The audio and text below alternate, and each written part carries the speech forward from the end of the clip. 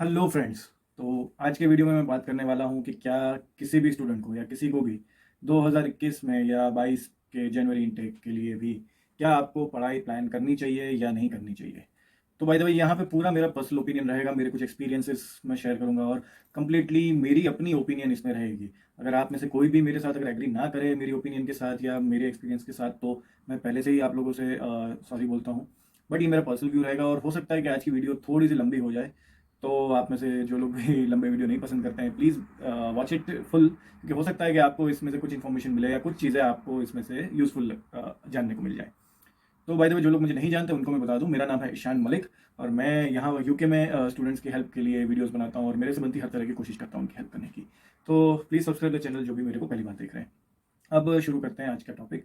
किसी भी कंट्री, किसी भी अब्रॉड कंट्री में, अगर आप इंडिया, पाकिस्तान, बांग्लादेश कहीं से भी अगर मुझे देख रहे हैं, तो आप लोगों को स्ट्रांगली रेकमेंड करूंगा कि आप ये जो भी हाई कॉस्ट वाली कंट्रीज हैं, जैसे कि UK, New Zealand, Australia, Canada, US, Ireland, ये सब जो कंट्रीज हैं, मैं आपको रेकमेंड करूंगा कि आपको इस सिचुएशन में इन कंट्रीज को टारगेट नहीं करना चाहिए अगर तो आपका फाइनेंशियल इश्यूज हैं अगर आपकी ज़िंदगी में। क्योंकि लोन लेंगे आप और पूरा वर्ल्ड जो है इस वक्त अनसर्टेनिटी से भरा हुआ है। कहीं कोई ये नहीं बता सकता कि ये कोविड है या ये पेंडेमिक है, ये कल को क्या रूप लेगा, कल को क्या हो जाएगा, ये कोई नहीं बता सकता अभी। जैसे कि हमने इंडिया में बिल्कुल नहीं सोचा था कि सेकेंड वेव आएगी, लेकिन वो इतनी बढ़कर आएगी, वो तो हमने इमेजिन भी नहीं किया था। कई लोगों ने अपने अपने अपने चहितों को खोया है, अपने करीबी लोगों को खोया है।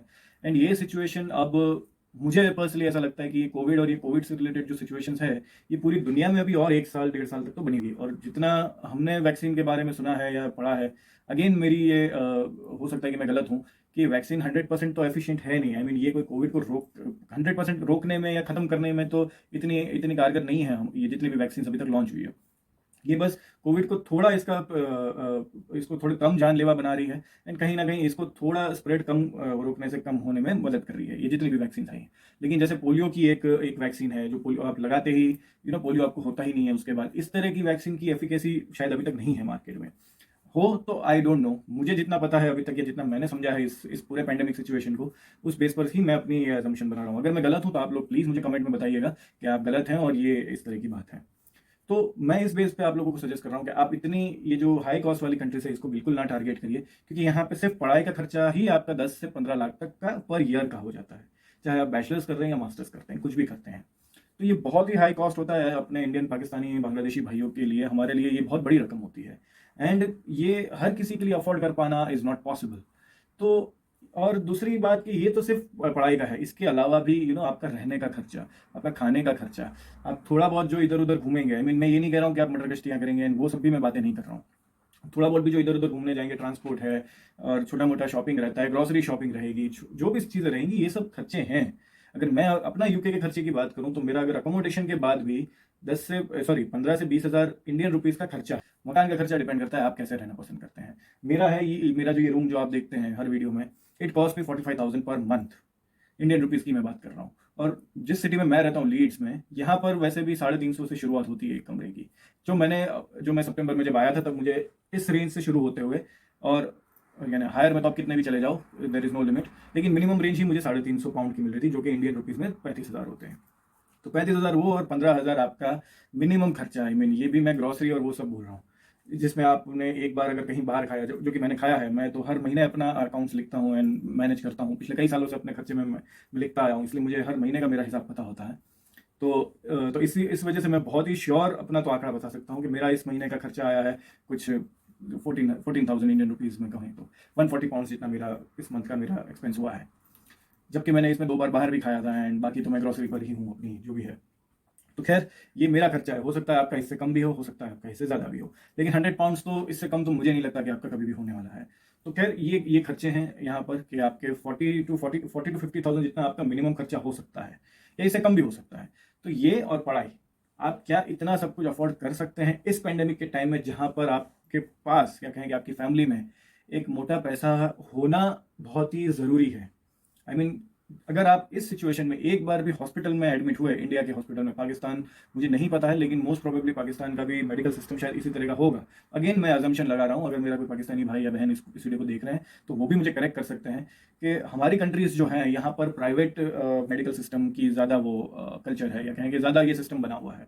और एक बार आप अगर प्राइवेट हॉस्पिटल में गए तो जो बिल का जो मीटर है वो चलता जाता है, और वो फिर रुकता है कब?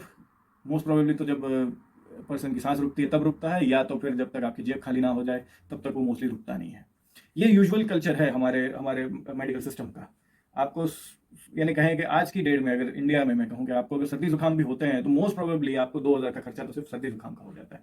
कोविड में मैंने अभी तक जितने भी लोगों से मैंने बात करी, या जितने भी लोग के मैं कांटेक्ट में आया, सब ने मुझे 2.5 से 5 लाख तक की चीज़ें बताई कि इनका इतना तो बिल हुआ, चाहे वो बच के आ गए या फिर चल बसे, जो भी उनका हुआ हो, लेकिन इतना खर्चा तो उनका हुआ ही हुआ।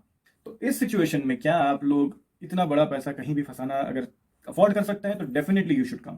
इसके अलावा जो दूसरी बात जो मैं थोड़ी मेंटल हेल्थ की यहाँ पे मैं थोड़ी करना चाहूँगा वो ये है कि आप इस सिचुएशन में अगर कहीं भी जाएंगे, नॉट ओनली यूके या कनाडा या कहीं भी, ऑफ कोर्स आपके लिए एक फ्यूचर के प्रोस्पेक्ट्स शायद हो सकता है कि बहुत अच्छे हों।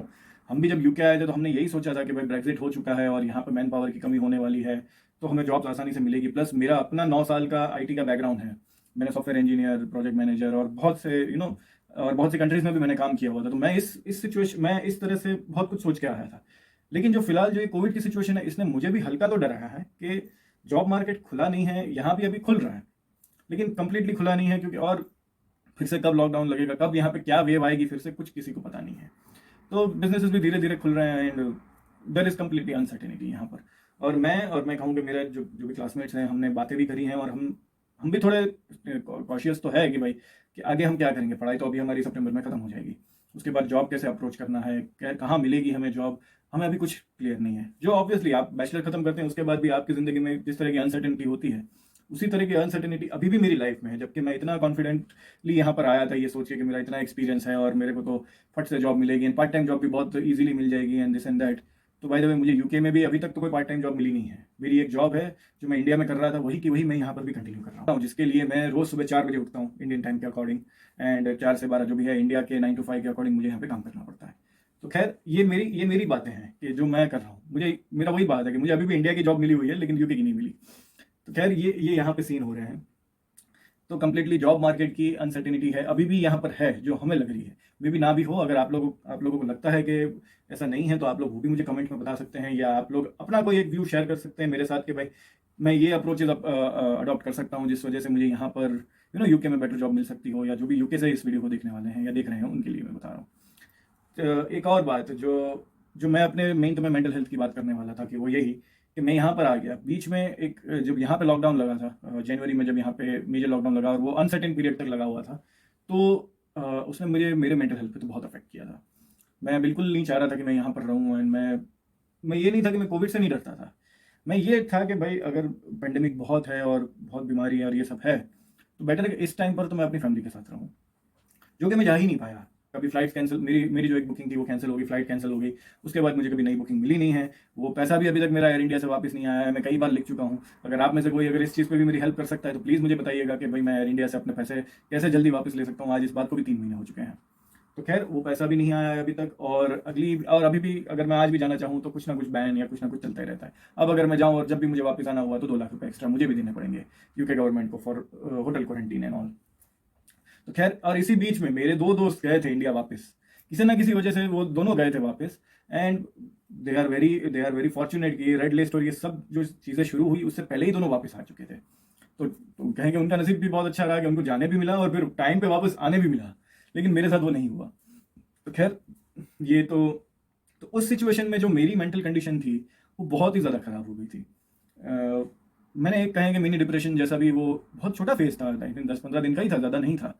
पर वो एक फेज जो गया 10-15 दिन का वो बहुत ही डिस्टर्बिंग था और मैं कुछ भी नहीं कर पाता था, and it was completely blackout type वो मेरे दिन थे बस। पर फिर मैं थोड़ा योगा एंड मेडिटेशन में थोड़ा एक्टिव हूँ एंड काफ़ी टाइम से एक्टिव हूँ, तो कहीं ना कहीं उन सब चीज़ों ने मुझे फिर से तो बाहर निकाल दिया। एंड अब तो मैं अभी मुझे किसी भी तरह की लो फीलिंग कई दिनों से तो आई नहीं है। अभी इस बात को भी हो गए 2 महीने कि मैंने बिल्कुल ही लो नहीं फील किया है। लेकिन वो 10-15 दिन जो थे वो बहुत ही क्रिटिकल थे, और अगर उस सिचुएशन में अगर मेरे घर पे किसी को कुछ हुआ होता तो आप समझिए कि उस सिचुएशन में क्या हालत हो सकती है। लेकिन जब इस तरह का जो आपको पैंडेमिक, लॉकडाउन और ये सब चीज़ें लगती है और आप दूसरी कंट्री में हैं और आप जब नोटिस करते हैं कि आप घर नहीं जा पा रहे हैं, तो आपको हर तरह के ख्याल आते हैं और वो सब चीज़ें आपको बहुत डिस्टर्ब करती हैं। तो ये सब चीज़ें मुझे ये लगता है कि अगले साल भी इस तरह की जो अनसर्टेन सिचुएशंस जो हैं, ये तो बन ही रहेंगी। एटलीस्ट मैं इंडिया पाकिस्तान के बारे में ये मान सकता हूँ कि शायद ये सिचुएशंस बनी रहे। I don't know even Bangladesh, I don't know about the other countries कि श्रीलंका में क्या सीन है या नेपाल में किस तरह का सीन है। आई होप कि यहाँ वहाँ पर पेंडेमिक इतना ना हो जितना इंडिया पाकिस्तान बांग्लादेश में है। तो यही सब चीज़ें कॉन्स्टेंटली आपको बहुत डिस्टर्ब करती है एंड फिर आप सोचते हो कि यार मैं यहाँ पे क्यों आ गया, इतने पैसे भी बर्बाद हुए और अब मैं जा भी नहीं पा रहा हूँ एंड यहाँ भी आपका मन नहीं लगता और फिर वो जो टेम्प्रेरी एक जो फेज़ आता है, तो ये सब चीज़ों में आपका होने लगती है ये सब आपके साथ डिस्टर्बेंसेस एंड ऑल। बाकायदा मैंने यहाँ पे यूनिवर्सिटी की काउंसलिंग टीम को भी यहाँ पर मैंने अप्रोच किया हुआ है उन दिनों में एंड ठीक है, वो अपने लेवल पे कुछ ज़्यादा बहुत हेल्पफुल था नहीं। वो कहते हैं ना कि आपको खुद से ही करना पड़ता है कुछ चीज़ें, और मैं क्योंकि अब सर्टिफाइड योगा प्रैक्टिशनर रहा हूँ एंड तो फिर मुझे फिर अपने उसी कहेंगे सर्टिफिकेशन की नॉलेज या कहेंगे जो भी मुझे वहाँ से मुझे जो सीखने मिला था, मुझे अल्टीमेटली उन्हीं चीज़ों पे वापस आना पड़ा। कोशिश करूँगा कि मैं अगर आगे जाके कभी कोई योगा की सीरीज़ या कोई योगा के वीडियोज़ अगर मैं बना पाया तो मैं डेफिनेटली आप लोगों के लिए बनाना चाहूँगा, लेकिन अभी तो मेरे पास सिर्फ ये एक नॉलेज है। एंड अब अगर आप यहाँ ना जाएं और फिर भी आपको लगता ही है कि कुछ कुछ स्टूडेंट्स होंगे या कुछ बच्चे होंगे जिन्होंने अभी अपना ग्रेजुएशन ख़त्म किया हुआ है एंड जॉब के ऑप्शन उनके पास ना हो या कहेंगे या उनको कहेंगे ये टाइम यूटिलाइज करना ही है कि जो मेरा भी एक रीज़न था कि अभी पैंडेमिक के टाइम में तो नौकरियाँ भी बहुत कम है और ये सब है, तो इसी वजह से मुझे भी लगा कि इस टाइम को यूटिलाइज कर लिया जाए फॉर फर्दर स्टडीज़ एंड अपने अपने अपने क्रेडेंशियल्स को थोड़ा अपग्रेड कर लिया जाए। ये जो पेपर क्रेडेंशियल्स हैं उसकी बात मैं कर रहा हूँ। तो इसी चक्कर में मैं भी यहाँ पर आया था, मैंने भी ये एडमिशन लिया है एंड ऑल। मेरा हमेशा से ओरिजिनल प्लान था कि मैं यूरोप जाऊँगा। आई मीन मैंने लैटविया में एडमिशन ले भी लिया था, पोलैंड भी मेरे एक ऑप्शन में था एंड नॉर्वे में हमेशा से जाना चाहता था। लेकिन नॉर्वे का थोड़ा क्या है, कंपटीशन बहुत टफ रहता है, तो नॉर्वे जाना इतना ईजी नहीं है, नॉर्वे में एडमिशन लेना इतना ईजी नहीं होता। एंड जर्मनी क्योंकि बहुत कॉम्पिटेटिव रहता है तो वो आपको एडमिशन नहीं देता। मेरे इतने अच्छे परसेंटेजेस कभी रहे नहीं है बैचलर्स में एंड इसके अलावा एक्स्ट्रा करिकुलर एक्टिविटीज़ जो मेरी रही है वो पता नहीं वो जर्मन्स ने कभी कंसिडर नहीं करी, यूके वालों ने करी है। तो और उसके अलावा भी मुझे जो ये यूनिवर्सिटी ऑफ लीड्स जहाँ पे मैं पढ़ता हूँ इसकी रैंकिंग मुझे थोड़ी बहुत पसंद आ गई थी, तो मैं ये कुछ मेरे रीजंस रहे कि मैं यहाँ पर आ गया। और अफोर्डेबिलिटी अगर बात करूँ मैं, अगर मनी अफोर्डेबिलिटी की, तो मैंने इंडिया में मैंने खैर ओवरऑल 9 ईयर्स जॉब करी है आईटी इंडस्ट्री में, जिसमें मैं थोड़ा टाइम गल्फ में भी रहा था 1 साल जितना। तो कहीं ना कहीं और मेरा एक स्टार्टअप भी मैं चलाता था बैंगलोर में, जो कोइंसिडेंटली मैंने पेंडेमिक के टाइम में ही मैंने सेल आउट किया, तो मुझे वहाँ से भी थोड़े बहुत पैसे आए थे। एंटरप्रेन्योर एग्जिट जो बोला जाता है, तो आप जब अपनी बिजनेस या कंपनी बेचते हैं तो वहाँ से भी थोड़ा पैसा मिलता है। तो कहीं ना कहीं मेरे पास सफिशिएंट मनी थी, लेकिन फिर भी ऐसा नहीं है कि मेरे पास completely money I could afford.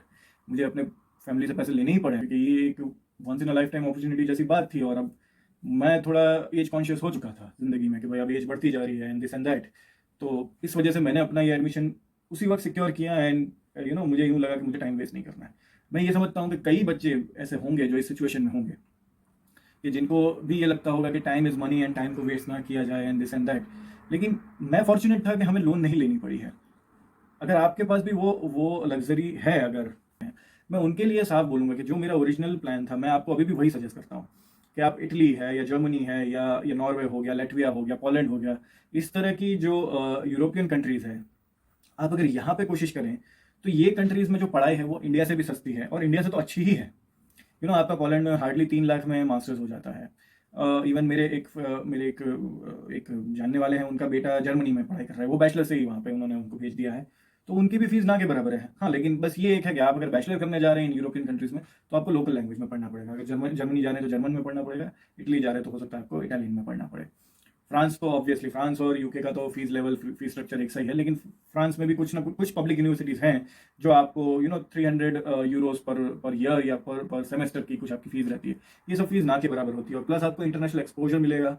इसके अलावा जो और भी बड़ा बेनिफिट है कि जो आपको शेंगन वीज़ा मिलेगा तो आप पूरा यूरोप घूम सकते हैं। And Europe is economically so cheap to live over there. Luxembourg है कंट्री, ये सब कंट्रीज आप अपने तरह से आप देख सकते हैं कि आप यहाँ पर एडमिशन अगर ले पाएँ तो ये सब कंट्रीज़ की एजुकेशन जो है वो उतनी ही अच्छी है जितनी यूके या कनाडा या यूएस की है, और बहुत सस्ती है। बस एक आपको लैंग्वेज का एक इश्यू आ सकता है और वो कई बार बहुत बड़ा बैरियर लगता है, होता भी है, मैं इसको डिनाई नहीं करता। लेकिन अगर आप में से किसी का फाइनेंशियल इश्यूज़ अगर हैं तो मैं आपको स्ट्रांगली रेकमेंड करूंगा कि आपको अगर अभी भी जाना ही है इन सब सिचुएशन में, फिर भी आप इस तरह की कंट्रीज़ को आप ज़्यादा प्रेफर करिए over to the UK, Canada, Australia and US. Video. और अगर आप कोई भी कंट्री इस सिचुएशन में भी सिलेक्ट कर रहे हैं, तो जो बातें मैंने पहले कही कि क्या आप वापस नहीं जा पाए, या कभी इंडिया ने बैन कर दिया, या कभी उस कंट्री ने इंडिया को बैन कर दिया, अब ये सब चीज़ें 1-2 साल तक चलती रहेंगी।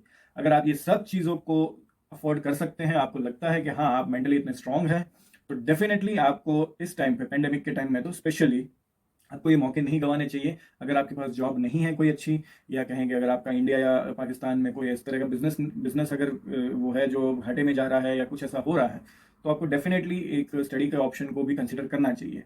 लेकिन अगर ऐसा कुछ भी नहीं है, आपकी जॉब थोड़ी बहुत सिक्योर है, एंड या आप ज़्यादा पैसा नहीं खर्च कर सकते हैं, इस तरह का है, या आपको बड़ी लोन लेनी पड़े, इस तरह का है, तो मैं आपको स्ट्रांगली रेकमेंड करूंगा कि आप ये चीज़ें अभी ना करें। वो कहते हैं ना, तन मन धन तीनों से अगर आप ये चीज़ें अफोर्ड कर सकते हैं, तो डेफिनेटली आप 2021 या 2022 का जैन इंटेक, आप डेफिनेटली आप पढ़ाई के लिए कहीं भी जहां आपको मौका मिलता है आपको जाना चाहिए। लेकिन अगर आपकी इन तीनों में से किसी भी तरह की ये अफोर्डेबिलिटी एक में भी नहीं है, तो मैं आपको नहीं रेकमेंड करूंगा कि आपको ये स्टेप लेना चाहिए। तो that's it in this video, and thank you for watching this video.